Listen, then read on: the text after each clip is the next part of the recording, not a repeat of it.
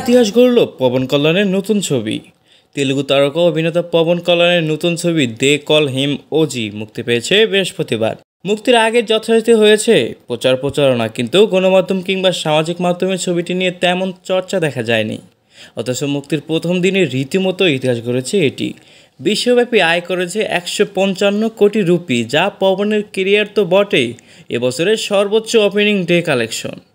ভারতের ওজির একটি প্রিমিয়ার হয়েছিল, সেখান থেকে আয় হয়েছে 20 কোটি 25 লাখ রুপি। এরপর প্রথম দিনে ভারতের ছবিটি আয় করে 70 কোটি 75 লাখ রুপি। ফলে কেবল ভারত থেকেই ছবিটির আয় 91 কোটি রুপি। বাকিটা এসেছে আন্তর্জাতিক বাজার থেকে। এর মধ্যে উত্তর আমেরিকায় ছবিটি আয় করে 26 কোটি রুপি। আচমকা এই ঝড়ে ওজির প্রথম দিনে আয়ের পেছনে ফেলে অ্যানিমেল 116 কোটি, জোয়ান 128 কোটি, লিও 143 কোটি ও কোলি 153 কোটি এর মতো ছবিকে।